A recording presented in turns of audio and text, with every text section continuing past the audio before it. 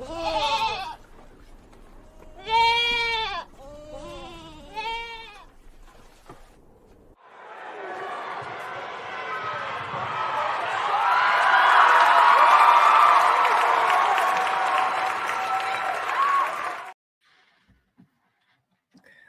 up, what up, what up? Welcome back to the Two Goat Show. We're your hosts, Miriah and Steph. Steph, good to see you. It's been a long while. Normally we exaggerate and say it's been a while and it's only been a week, but it's really been a while this time.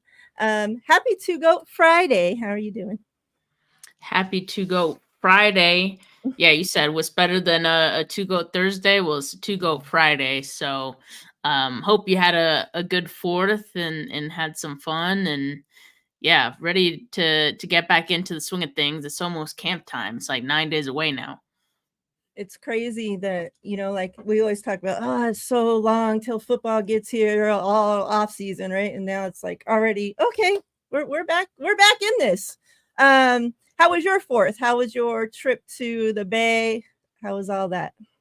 It was good. It was good to see, family, good to see fireworks, and yeah, had a great time, get to recharge a little bit, and I guess I'll be out there in a couple weeks. So there you go.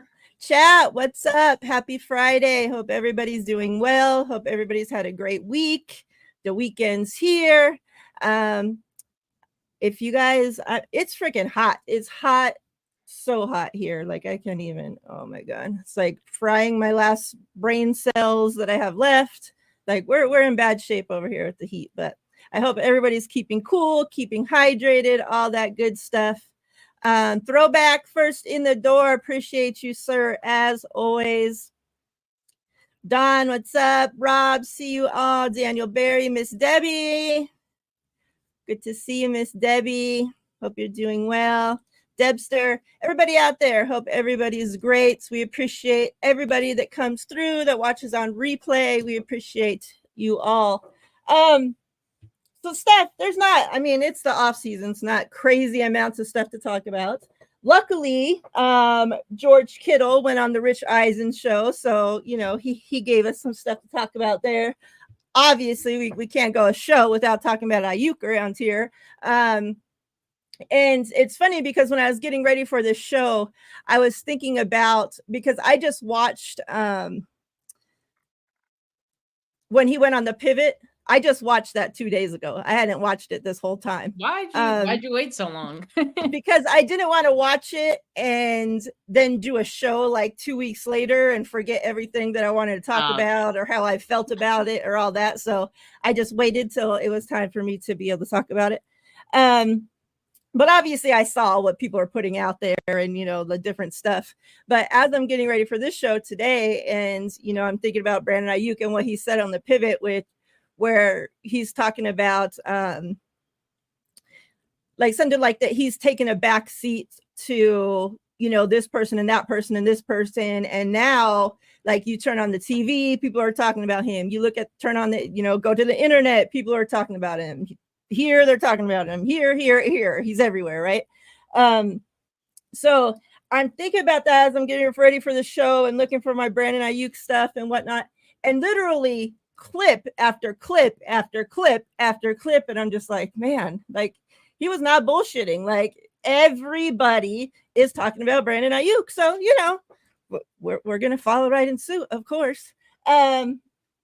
But so I have a bunch of different, little clips from a bunch of different people, what they had to say, the last week or so about the Brandon Ayuk situation.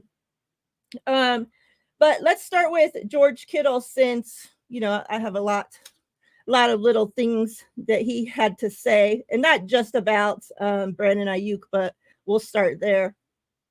So he was on the Rich Eisen show, like I said, and I thought this was, I had originally just saved, like, I just screenshot the clip so I can read it to you guys, right? But when I was listening to the actual interview with Rich Eisen, and he goes into detail about, like they start talking about I won't say detail, but they started talking about the Brandon Ayuk situation. And he said something that I found very interesting that was not a part of this original clip. So I'm like, let me get the video ready and just play this little clip for you guys so we can talk about it. Because normally we don't hear too much about the players, sharing their thoughts on, how the contract situation is or whatnot. And we know that after Kittle's contract situation, that he was one of the ones that were vocal and came out and said, like, the situation was shit, right? Like, he hated it, it was terrible. So let me put this. I already got it queued up. So let me just add it here. Then we'll get Steph's thoughts on it. All right. Here we go. He had a lot of good stuff to say about Purdy as well. I liked it. All right. You must get a ton of people like, is Ayuk going to be there? Oh. What do you say? Well, I would say, I think if you look at, my career being a 49er and where like most of the contracts have gone, like I didn't get signed till like the second week of training camp. Debo was pretty late. Bosa was late too. Bosa was the first week of the season. I was like, that's just how business is done out there. And like, I'm not in the meetings. Like, I have no idea. Right. I actually go out of my way to not talk to anybody going through contract negotiations. So when people ask me questions, I'm like, I have absolutely no idea. But like, I'm not concerned about it. Ayuk's a phenomenal football player who's a big part of our offense. And he's like one of the most complete receivers that like I've ever played with. So I'm going to assume that Ayuk's going to be on our team by the time the season starts. All right. So. All right. What are your thoughts, Steph, when you hear that clip from George Kittle? My thought is that he's just like us, for real, because that's kind of our assumption throughout all this too. That it's like, we know how long these things usually take. And while it might be frustrating, we see it's frustrating for the players as well. It's just the way that the 49ers do things. And so I think all of this is kind of par for the course, and we still all expect that something is going to get done around the beginning of training camp, right? Like I've been predicting like the week before training camp, we're almost there, right? So I don't know if that's going to be the case, but I still think something's going to get done before the season starts. Yeah.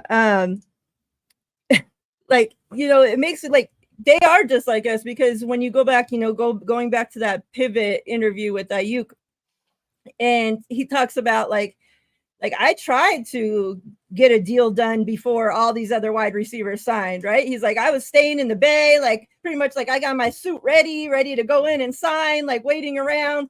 And like, that made me feel, first of all, so bad for him, because it's like, he's waiting around, reminds me like waiting around like a little puppy, and they ain't even throwing you a no freaking bone. And then he's like, but they waited, and this person signed, and this person signed, and this person signed. So, well, the market is the market. I'm like, why do they do this? Like, I just don't understand. Like, what is the benefit? Like, in the 49ers eyes, what is the benefit of them always waiting to the very last freaking minute, when you have seen year after year after year that it hurts the freaking team? It hurts the team, because that star player that you're trying to freaking sign, and you wait to the last minute, ends up having a shit year because they're not there training with the team. They're not doing this. Bosa wasn't in fucking training camp, like all this stuff. And then what happens? So it's like, why do they do this? And the same thing, people get paid more and more and more. So the market goes up and up and up. It's like, what is the benefit of waiting to the last minute? Yeah, for me, it's hard to see the benefit of it all. I think for a few years now, we've all kind of questioned it. And usually I'm pretty good at seeing things from like the team's perspective and saying to myself, this is why they do this. I can't really find an answer for you on this one. Like, it's just one that doesn't make a lot of sense to me. Clearly there is a reason that they like to do it this way. I can't think of why. So it's really difficult. Like I said, it is frustrating as well, but maybe Parag is a procrastinator, you know, and when it's time to lock in, he's just like, let's get this done. But yeah, I mean, to hear that Brandon Ayuk wanted to get something done sooner, and the way that he kind of made it seem is almost like he would have been fine with a lesser price than 26 million at that time, because the market just hadn't been set that way yet. Like, that's what it sounded like to me. He didn't say those words, but that's my assumption. So yeah, I mean, at this point, Brandon Ayuk's probably going to get paid more than that, I would imagine. And it's because they waited. So yeah, I have a hard time seeing what the benefit for the team is at that point. You also mentioned, you know, players who have to go through these negotiations, and players who obviously wait till they're signed to attend practices with the team. Like, yeah, you lose that chemistry a little bit. I mean, I remember, like, obviously Brock Purdy and Deebo Samuel, or not Deebo Samuel, it was Jimmy Garoppolo at that time, had some chemistry, but I remember it took them like the 2 weeks, almost like the full 2 weeks of training camp, maybe even after that, to really get that chemistry back. And like, you know, you lose that a little bit if you're not working with the guys like every practice or like often enough. So I kind of expect the same to happen with Ayuk and Brock. I mean, Brock's a better quarterback than Jimmy, but still, I think it's going to take some time to get into the swing of things. And so, you know, you also mentioned that kind of sets up their season, in the season that they could have. And then it could impact how the player feels about their season as well. So yeah, there's so many reasons to not like the way that they do things. And I would love if they just were open and said like, hey, this is why we do it. I know they'll never do that, but yeah, I have a hard time like seeing the vision on this one. Yeah, like I try, like you said, you know, like you try to see things from, you know, different point of views, and just don't, you know, jump to you know, like crazy. But it's like, so like for years now, like literal years, I've thought about this. Like, what could they possibly be? Because every sign points to this isn't a good idea to make our players wait till the very first. And yet the next season comes along and here we are. And it's like, I keep wanting to think, okay, they'll learn from their mistakes. They saw how this went, right? And there's no way they're going to do that again this season. Well, and then they do it. And so like, I'm thinking, okay, we just saw what happened with Bosa just last season, right? Like, you go from being a defensive player of the year to whatever, you know, it wasn't enough to teach them. So, you know, like you said, who knows what Parag's doing? Maybe he's on vacation for freaking the last 4 months. Who really knows? But like, this shit's crazy. All right, we'll come back to Kittle in a bit. Let's get Juice's thoughts on the situation. He sat down with Matt Mayoko at a golf tournament and had these thoughts to say. He said, I totally see it from both sides. I support Ayuk as a friend and as a teammate to try and get whatever he thinks he deserves and what he wants and what is going to make him the most comfortable going forward. I really do think they will get it done with the Niners, because he wants to be a Niner. They want him to be a Niner. And those are the two most important things. When you have that want on both sides, I think it eventually will get it done. And, you know, like him saying Ayuk wants to be a Niner, like that was, I mean, there were some parts of that pivot interview that was like, come on. But like, you know why he's doing it and why he's saying it. That when he spoke on the 49ers talking about like, I want to be here, you know, and like, even at one point when, you know, the guys that are interviewing him, one of them's like trying to say something like, oh, well, I forget what it was, but talking about like his situation in a new place or whatever. And he's like, wait, you know, like I'm in the perfect situation for me. Mm-hmm. I have the perfect back for me. Like, you know, but the money is not like that. That's what's not, you know, letting it work out. Like, basically it's not because I don't want to be here. Like, this is where I want to be. And, you know, like that, obviously me being the Brandon Ayuk fan that I am, kind of like, because I told you guys, like, there was a minute, like a couple weeks ago where I was starting to think like, okay, he's gone. Like, I had been so confident that they're going to sign him up to a point. And it was just like, it was like a rough couple weeks with all this stuff coming out. And I'm like, okay, maybe he's not going to be here. But after listening to that pivot interview, like, it actually comforted me a little, because I knew the tricks and the stuff that he was trying to say. But when he actually spoke from the heart, it lets you know that this is where he wants to be. That's exactly the same sense that I got as well. Like, I actually came away watching that feeling more optimistic about it, but also knowing that, you know, clearly they're on two different sides right now. They're still like far apart, but it's pretty much what you said. As long as you have both sides that want to be with each other, that want to make this work, that's like half the battle right there. And the rest is just figuring out working out the kinks with the money and all that. But to me, that comes secondary as far as importance goes. They have the intention of being together for a long time. So that's why I'm confident too that this gets done. Yeah.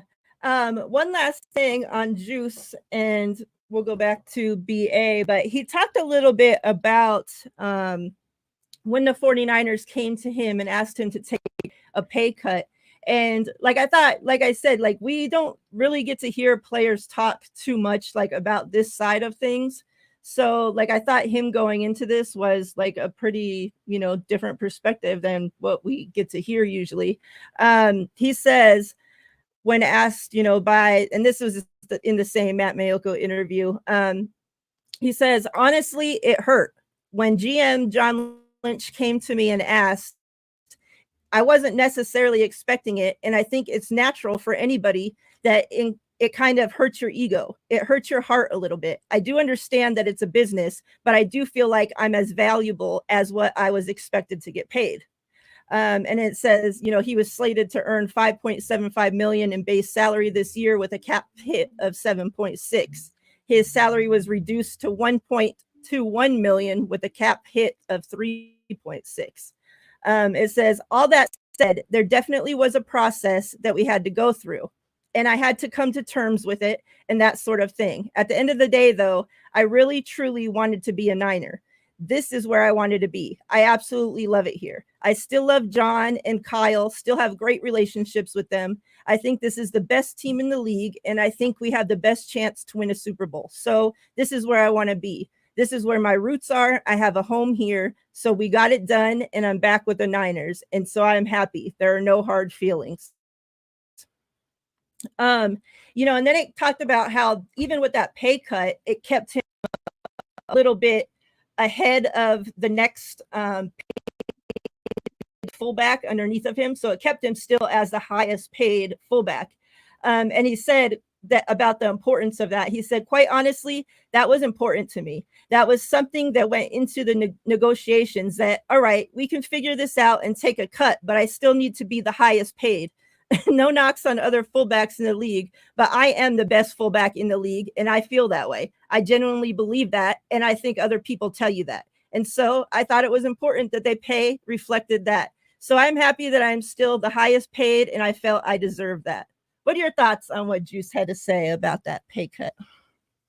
Yeah, I mean, I think that's true. That at the very least, he still needed to be the highest paid fullback. And I think his emotions toward it and feeling just a little maybe hurt at first is a natural response, right? Especially because I do feel that he's very valuable to the team and what he does for them. So I'm glad that he didn't take it like too personally. I think we've seen how those conversations can go from either side. Like we've seen Eric Armstead, choosing himself in that situation, which, you can't fault a player for. And then Juice just kind of looking at it from the standpoint of, I'm comfortable here. Like, it seems like that was the biggest motivating factor Right. for him. I'm comfortable. Not just I'm comfortable, but I love it here, you know, and he has his whole life here. Obviously loves, you know, his life in the Bay Area and what they've kind of built here. So, yeah, I think that's important as well for players. And so it could go either way, right? And I wouldn't fault any player for doing either one of those things. So just at the end of the day, doing what's right for them. Clearly for Juice, he felt like that was the right thing for him. And yeah, I'm glad at least like the 49ers still kept him as the highest paid fullback, because absolutely he deserves to be that. Right. I couldn't imagine, like, obviously it's different money and different terms and all this shit, right? But I couldn't imagine being at your job for, how long's he been with us now? 7 years, or how long's Kyle been here? 8 years, Yeah, whatever. 7. That'd be 7. Like, being at your job that long, and then all of a sudden your boss is coming to you like, I need to see you after lunch. Like, you're coming in, like thinking maybe, oh, finally I'm gonna get a raise, and you sit down like, so I know you're the best at what you do. The best. Like in Vegas, like you're the best at what you do in the entire casino industry, but I'm gonna need you to take a pay cut. Right. Like, how does that even make sense, right? Yeah. Like, that's pretty crazy. No, I think it's good. Your internet. Oh, okay. Cool. Maybe it's me. Like, I know when I go to share something, my internet cuts out. So I've been having some issues with it as of late again. So I just want to be sure. Seems fine. All right, let me share this clip. This was, where is it?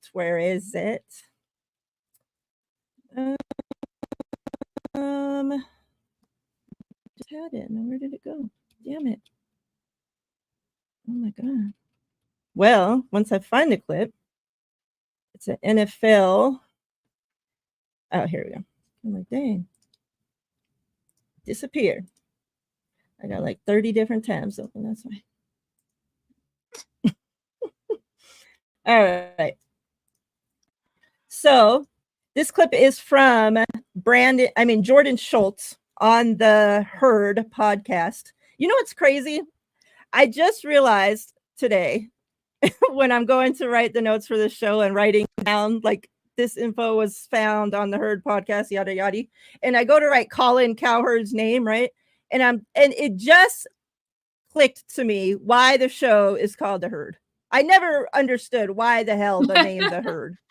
Coward. And finally, as I'm writing out his name, I'm like, oh, duh.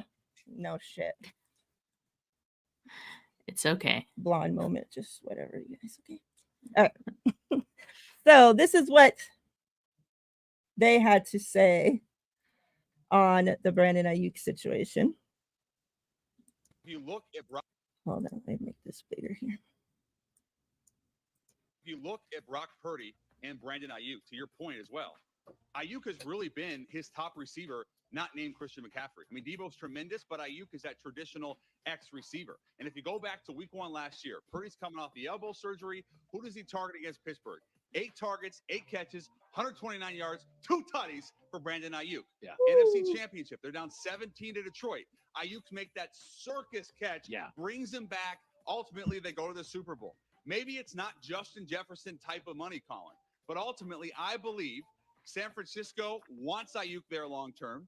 I think Ayuk wants to be there, and I ultimately believe not only will he, but he deserves to get that type of money. Maybe Amon-Ra St. Brown, you see Tyreek Hill in there, somewhere along those lines. Yeah. Big time money for a big time player. Yeah, no, there's no question. If you look at Brock Purdy. All right, so that was that one. Let me play one more clip for you, and I'll get your thoughts on both of them. This other one is what these two. Brandon Ayuk is getting practice film of. Well, hold on. First of all, it's not like Brandon Ayuk is getting practice film of the Commanders. First of all, you can't do that. I would hope. Second of all, it's not happening. It sounds more likely here. FaceTime with Jaden Daniels. Practice film came up, took a little screenshot, boom, posted it. And there's your storyline. Look, Brandon Ayuk, who is an awesome player, has done a great job of getting everybody talking during the very slow time, getting everyone to know whether or not it's do the 49ers really want him back? What his feelings, whether or not he believes the Commanders will be a team potentially to try to come and get him now that they have his good friend as starting quarterback. All of these things are kind of happening in the dead time of the NFL. So we are talking about it a lot. What is facts, though, is that Brandon Ayuk, who for sure deserves a huge contract extension, does not have one yet. And really, it makes you wonder as well, is he going to step on the field without a new deal? This market has defined itself very well. The fact that he does not have a deal done, the clock is ticking on him as well. Another intriguing receiver awaiting payday. Yeah. Thoughts? Yeah, I mean, I guess we could have assumed that, Brandon Ayuk wouldn't step on the field without a new deal, but I really don't know how long he can do that, right? Like, just financially, it's just not smart to hold out, right? So yes, I think he would probably hold out in camp. But it'd be hard to do it beyond that. And even in camp, he'd be getting, fined for every practice that he misses. So he could do it. I mean, but at some point he would have to report whether he has the deal or not, I think. Yeah, it's just risky in my opinion to hold out like full season without a deal. Yeah. Like I really hope that it don't come to that. Like, man, that's gonna be so sucky. Like, I just don't want to have to fucking be dealing with that bullshit. Like, get the man signed, or if you guys are absolutely can't freaking figure it out, then trade him. Like, do something. Like that little meme with the stick person, like, do something. That's it. I'm gonna post that to them every single day. Yeah, I mean, yeah. I want a resolution to all this. It's pretty much like what I've been saying for the last few weeks now. It's like, I just want something to get done. I just want to know what's going to happen here, and like, just stop dragging this on. Like, what's the point of this at this point? That's where I'm at with it too. All right, let's go back to George Kittle. And get off the Brandon Ayuk situation.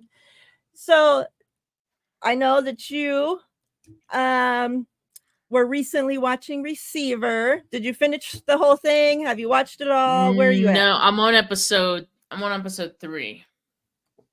Okay, as in, I've only watched the first 2 episodes. Oh, okay. I haven't even watched one, but I'll get to it. But George Kittle, he obviously, talked about that on Rich Eisen's show. And he said that he actually turned down the show when they first came to him. And he said, I was like, probably, absolutely not. Kittle said, yeah, absolutely not. This was my thinking behind it. I had not watched Quarterback. I did not watch it at all. And so was like, it seems like you added a bunch of cameras. I don't want to upset the football gods. Football is a living, breathing organism. It's got its own shit to it. Excuse my language. I didn't want to piss anything off. It's like adding a spotlight, adding a look at me type of thing. And then it goes on to say how Claire, Kittle's wife, had watched Quarterback and loved how, you got to see like them at home with their wives and, different things like that normally, aren't a part of things. Mm-hmm. So he said, and remind me, because I have thoughts on the whole Claire situation.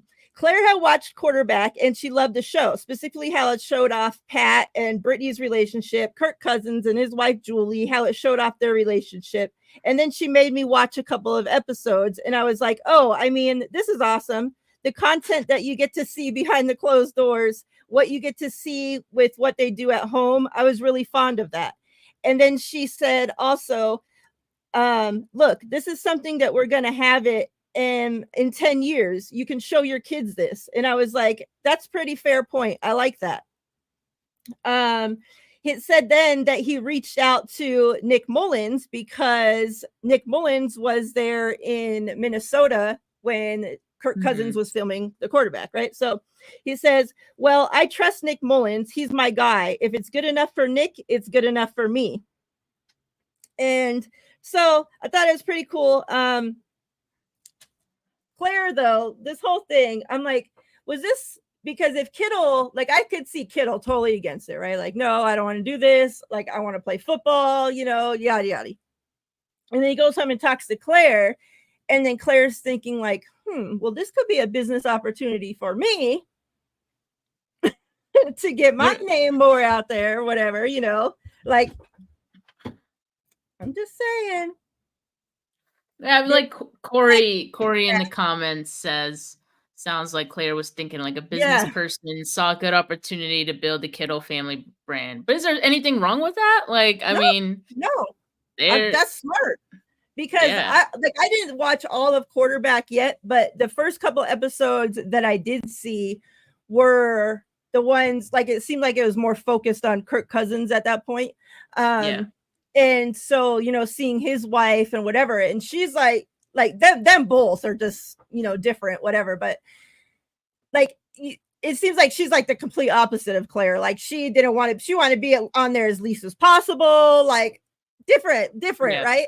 And I'm like, Claire, on the other hand, is like, like I can really build our brand off of this. What do you mean you're not doing it? Like, get your ass back in there and tell him, yes, we're doing this.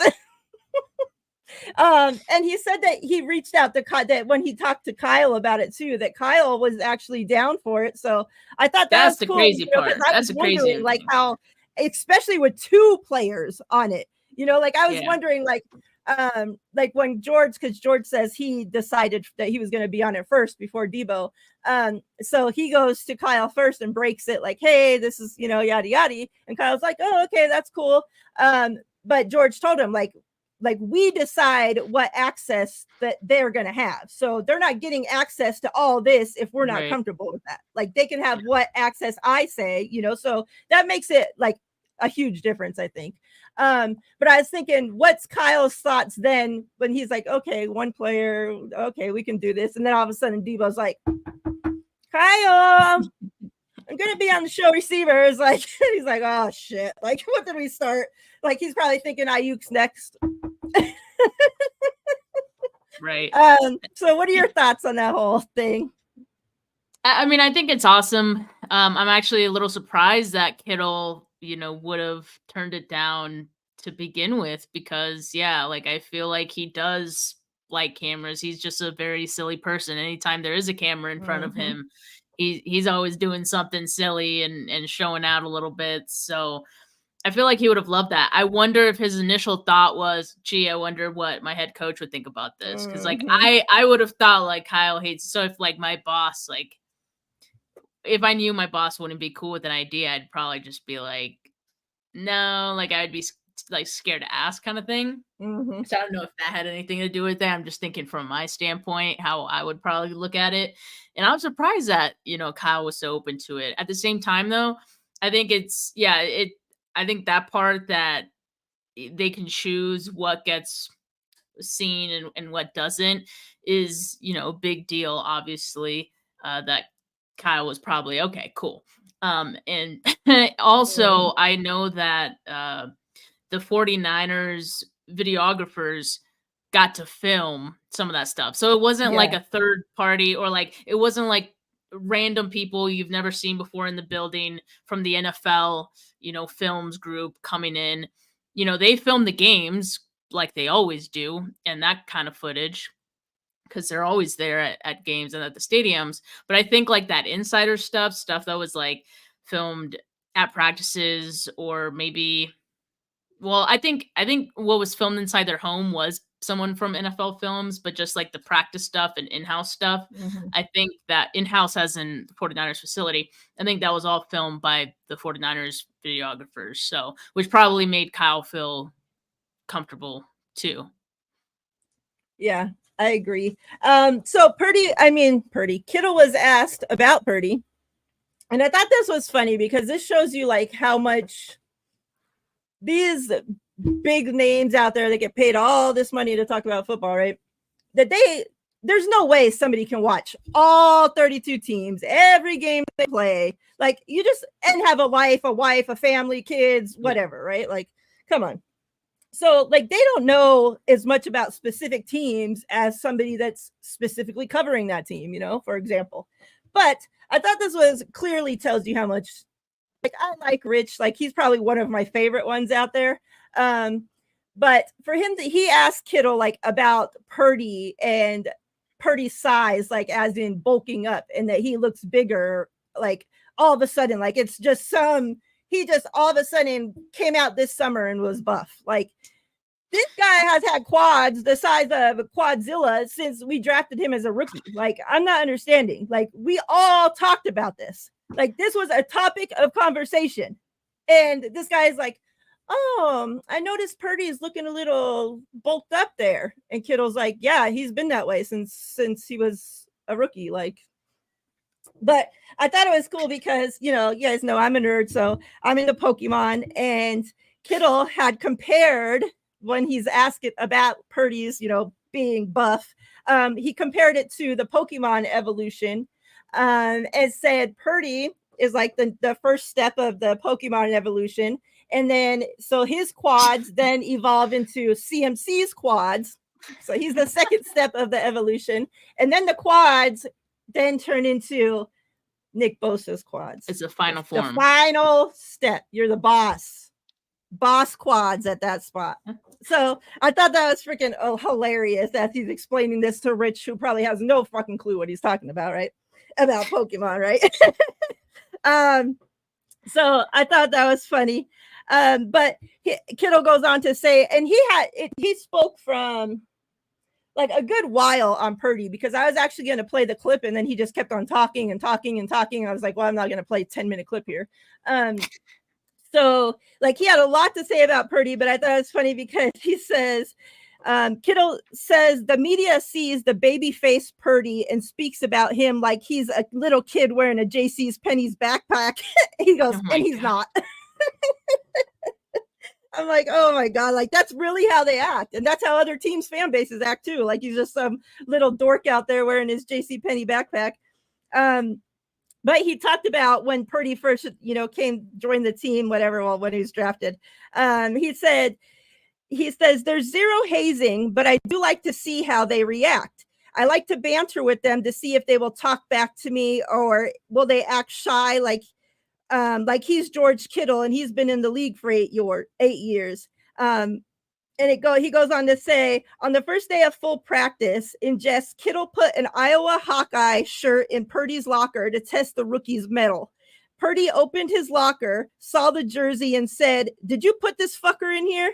Get this shit out of here." And then he instantly took it out and threw the shirt on the floor. Kittle laughed and said to himself, "I'm going to like you. Respect. I love that." I thought, God. Oh my God. As I'm listening to Kittle telling Rich Eisen this, like, oh my God, I started cracking up because, like, remember when they first, like, started, like, when Purdy first took over and the players are first coming out saying something about Purdy, and it was like, they told us the story about him going into the huddle and, like, told George to shut the fuck up or something, like, and, like, as George is telling me this, like, you know, telling us that, whatever, like, that's what I'm picturing. Like, yeah, Purdy, he looks like such a sweet little baby face. Everybody says he dresses at Kohl's and all this, right?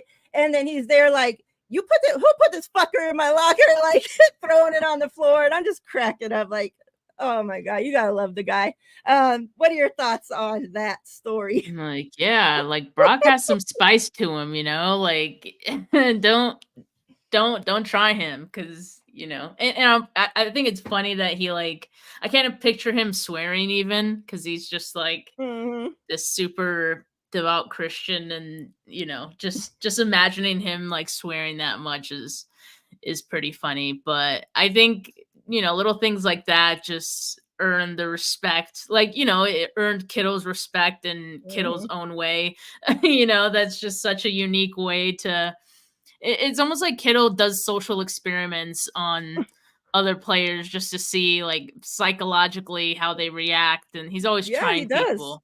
He's funny that way. So he's an interesting guy, but so is Brock. I mean, I think yeah, he's definitely a very likable guy, I think. And that's just from what we've seen and heard of him, right? Like we don't know him personally, but I get that sense too, that he kind of has like two sides of him. Like he's got a little alter ego a little bit. He's a different guy when he's playing football. And we see that, right? Like you see that sweet baby face guy, and then like all those, you know, memes and all this that we get from him while he's playing football is because he turns into something else, right? Like where he's like shooting up out there and like turning into Hulk and all this shit. Like he like literally flips it. And remember that video that came out? Like I forget if it was his first year starting or if it was last year, but like he went off to the sideline and was talking to his family before the game. And then like the camera's he took a picture with them. Yeah, and then like he turns around to walk back towards the field, and it just like turned into like this freaking different cold. Yeah, like face. Yeah, like that's pretty. He's locked in. Those are his two sides. Those are his two like alter egos right there. In like split second, you see it. It's crazy. Yeah. He's like mentally tough. Like you could just tell he's got a different mode to him. Yep, I love it. All right. We obviously know that CMC recently got married, all the guys that were there. Now, one of the biggest comments that I had seen when the pictures first started coming out of CMC's wedding were asking about Cam Newton. So I knew it was just a matter of time, right, before Cam had something to say about it. So let's see what Cam had to say about it. And Christian's response back was awesome. I loved it. So let's go over both of these. Let me share this real quick. Cam, he's such a character, I swear. He said they needed a little color. They needed some seasoning at that wedding. All right. Nice. You can do it. Come on, you can do it. Christian and no, hold up. Tied the knot, bro. Look. Damn, C-Mac, I couldn't get an invite. Well, I know what. Is it because of the Brock Purdy beef? Was Brock there? But you was the first QB though. Man, you know, there's probably so many man. You lucky I wasn't there, C-Mac, because I would have crashed that. I would have crashed it, man. Oh my God. It looked like they had so much fun, man. I don't know if I would have been able to go. Sometime. I at least wanted to say, oh, bro, I can't make it. I would at least wanted to give you a present or something. So cool. Then you see CMC, you know, comments here. Me talking to Greg at the bar. This was a great night, but you know what would have made it even better? Greg, what? Me, if Cam were here. I haven't got a text back in 4 years. In fact, they just go green now. Greg takes a sip of whiskey. He would have loved it. 4 years, even on Instagram. Me, only once on there, but that don't count. Insert laugh track. He orders another round while they both sit in silence for 30 seconds. Christian, why don't he love me, man? Camera cuts to highlights of Cam and Christian together while with the arms wide open by Creed plays scene. And then Cam says, what number do you have? Share it here. And Christian goes on to share the number, and Cam says he hasn't had that number since, who knows, 2000, the early 2000s, whatever. But I thought that was hilarious. The video by Cam crying, you know, that he don't get an invite, and then says, but, you know, I probably wouldn't have been able to make it anyway. Like, what how fool. The tables turn. How the tables turn. That's crazy. And like, for one, I think Christian McCaffrey should be a storyteller, because that comment right there of him like talking about the exchange between him and Greg Olsen was very very entertaining. But yeah, I mean, I think it's crazy that like Cam never texted Christian McCaffrey for that long, because had he would have, like, Christian McCaffrey would have had his new number. So And you could just tell in the whole like response of like Christian's response that like he actually, it seemed like he was hurt by the fact that like he hasn't gotten a response from Cam this long. And then even in this conversation here, he's like, honestly, like, do you even still have my number? Which Cam ignored. Yeah. So I think that tells you right there, he deflected, and I don't know what's going on there, but yeah, you could tell like CMC was a little bit hurt by it. Yeah, because CMC probably thought they were boys, and then once Cam got off the team, that was probably the last time he freaking heard from him. Mm-hmm. Yeah. Like it reminds me of like, you know, you'll be close with, you know, at your job, you'll get close with a coworker or whatever and think, yeah, we're cool, whatever. And then once one of you stop working there, you guys never talk again. Yeah. Like, well, we weren't that cool. Exactly. Texting goes both ways, Ty. Shout out to Corey. We appreciate Thanks, you. Corey. Go ahead. Take it over, Steph. Corey says, I'm on episode 6 and it has renewed my appreciation for Debo. Man, Brock and the offense was bad without him out there. Devontae couldn't stand Jimmy G. We're not that far in the series yet. Like, I watched the first 2 episodes, and already, like, in the first 2 episodes, I'm like, damn, dude, like, Debo's that guy. Like, I love Debo, and it almost, like, this whole time, like, maybe in the last year, I've just been, like, the writing is on the wall that, like, one of Debo or Ayuk is going to have to leave the team after the 2024 season, and I think it's going to be Debo. And, like, when I look at just how good he is, and I'm seeing, you know, things from his perspective and all this, I'm like, damn, like, I don't know if I want Debo to be the guy to go. And I don't want Ayuk to go either. Like, I just want the both of them to stick around because they bring such energy. Like, Debo is like, and I've said it before, he could flip a game on its head just single-handedly. Like, he's such a special player. And man, yeah, I have a lot of appreciation for him and just the type of player that he is, because I don't think there's anyone in the league that really matches the energy. There's probably just like a handful of guys who can match that type of energy. Yeah.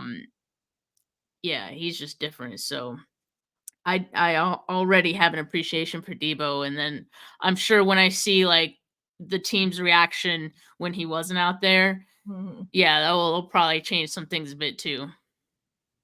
Yeah. I can't wait to watch. So far with the Devontae about the Jimmy G thing is hilarious, because just seeing the clips that are put out there on social media, it was just like, man, you know, Devontae was freaking going through it. Like, like he was probably hating his life, like wishing like what the hell did I do? Why did I come here? Like, and then that, like, I don't know if it was said in there or whatever, but I was seeing this clip going around saying that Devontae is actually the one that told them, like, you got to bench Jimmy G or else I want to be traded.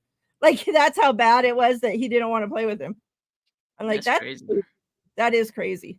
And think, like, remember, like, all of our wide receivers and Kittle especially would always be talking up Jimmy G like he was the fucking man all the time. And like, I couldn't fucking stand it. Like, it drove me nuts, because it's just like, why are you getting up there spewing all this stuff that ain't true? We can see you're lying. And now you're seeing how the receivers really feel about Jimmy G, like behind the scenes. Yeah, it's pretty crazy. I mean, I feel for Devontae, but then I'm like, I remember it was his choice to go to the Raiders, and it was on the promise of the grass is greener on the other side, and that just simply isn't always the case, as we know. Yep, that is. Jedi says the surprise of camp will be, drum roll, Debo gets extended before BA. That's crazy. That would be crazy. That would be crazy. That would, wow. It'd be like a Twitter would explode. Like, could you imagine? Man, just for chaos. Like, I kind of just want to see it just for chaos.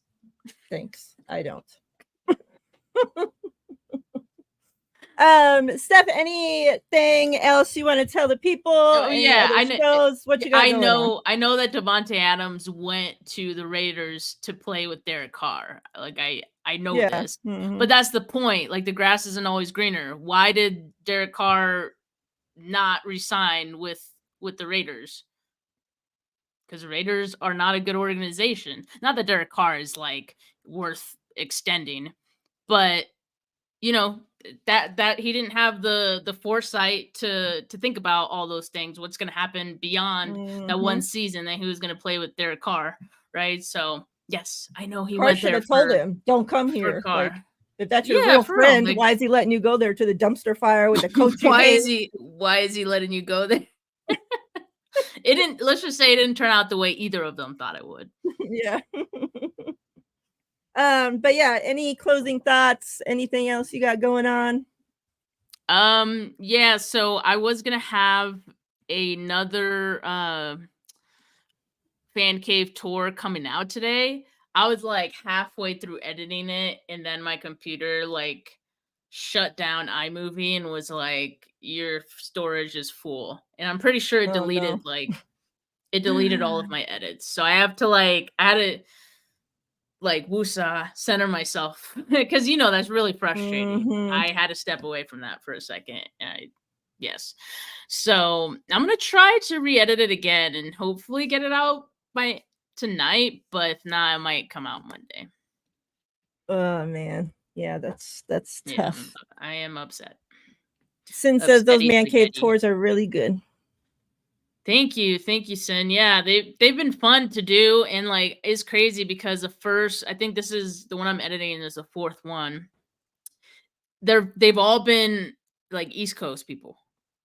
The first two have been from Philadelphia. Then the third one was from Ohio, and then the fourth one I'm editing is from Ohio too. I'm like, what the hell? And I didn't even know where they were from before like we filmed them. So I was like, the this is just outside of the bay are doing it good. Yeah, man, they're representing. They're representing. That's good, especially like you love to see it over there in Pennsylvania. You love to see the 49ers repping. Exactly. Anything to piss off those Eagle fans and shit over there. they don't deserve any happiness after how they've been acting. Yeah, Niners East how they've over been there. But yeah, I am. Well, you guys know this is my last show of the week every week. Very unusual for me to have another show after this one. So yeah, I'll be back. If you're a WNBA fan, check out mine and Ty's show, Aces High podcast on Mondays. And it's really a Aces podcast, but we go through all WNBA, talk all WNBA. So yeah, if you're trying to get into the W or are already into the W, come by and say hi. We greatly appreciate having you. And yeah, chat, you guys are amazing as always. The best chat out there. I don't care what any of those other people tell you. And yeah, I hope you all have a safe, amazing, awesome, wonderful, all that good stuff weekend. Don't work too hard. Stay hydrated. Stay out of the heat. Sin, I know you're going to be floating on the water somewhere. So enjoy. Much love. Appreciate you all. We're out of here.